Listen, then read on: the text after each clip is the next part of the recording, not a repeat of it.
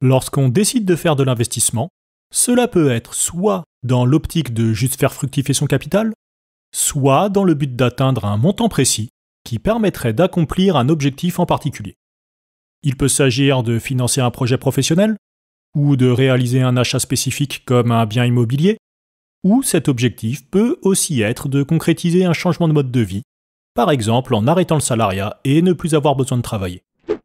Ainsi, si vous êtes dans le deuxième cas de figure, c'est-à-dire dans l'optique de réaliser un objectif de vie établi, il est important d'être conscient que si nos stratégies décrites dans les 2 premières séries de vidéos sont optimisées pour tirer le maximum sur un cycle de marché, elles ne sont pas pour autant optimales en toutes circonstances, notamment, vous l'aurez compris, dans le cas où vous avez investi dans le but d'atteindre un montant précis. Dans ce cas de figure, il faudra apporter quelques adaptations à nos stratégies à l'aide du concept de la prise de risque utile. Le constat de départ qui justifie la nécessité de ces adaptations, c'est qu'il est légitime de se demander pourquoi on voudrait exposer notre capital à du risque en suivant une stratégie d'investissement, si même dans le meilleur des cas, on ne sera pas en mesure d'atteindre un objectif qui nous satisfasse.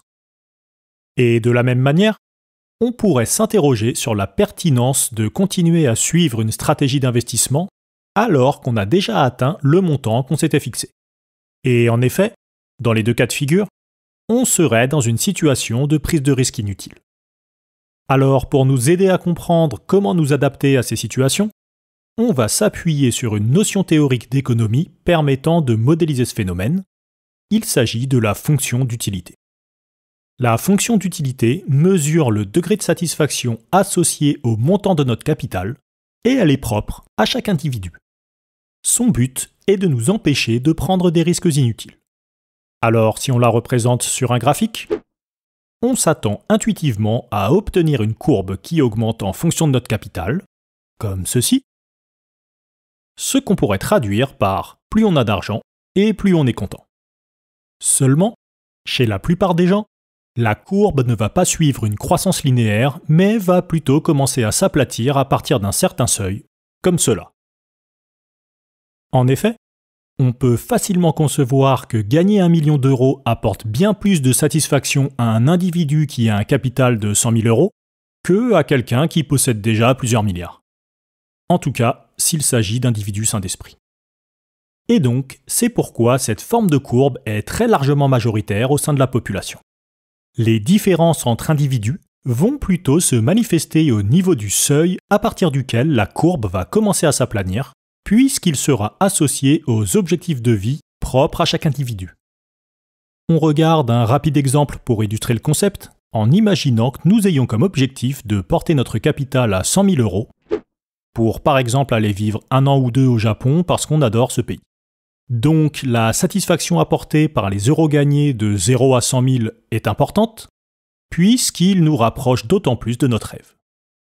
En revanche, une fois qu'on a atteint les 100 000, peu nous importe de gagner plus, et la croissance de la courbe d'utilité ralentira. On peut aussi s'amuser à imaginer des courbes d'utilité pour d'autres types de profils, par exemple quelqu'un qui aurait 2 objectifs, un à 100 000 euros et un autre à 250 000.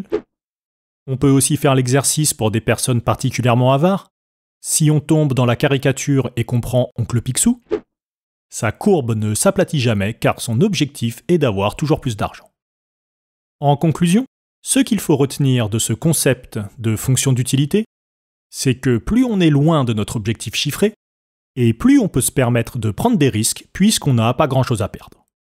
Et à l'inverse, plus on est proche de notre objectif, et moins on devra prendre de risques. Et évidemment, une fois qu'on a atteint le montant établi, cela ne nous apporte plus grand-chose en matière de satisfaction personnelle de continuer à augmenter notre capital, et on se doit alors de sortir totalement de position et de profiter de la vie. Voilà, ce petit concept d'objectif de vie vient conclure cette 2e série de vidéos. Il était important d'en parler avant d'aborder la 3e série traitant des stratégies de trading, car si cette nouvelle série se caractérisera par des performances potentielles plus élevées que ce que nous avons vu jusqu'ici, elle nous amènera également à nous exposer à des situations plus risquées. Mais donc, pour ceux qui souhaitent amener leur portefeuille vers des montants encore plus élevés, Je vous invite à visionner cette troisième série qui commence tout de suite avec une vidéo nous décrivant les principes théoriques que doit suivre une stratégie de trading. Elle s'affiche à l'écran.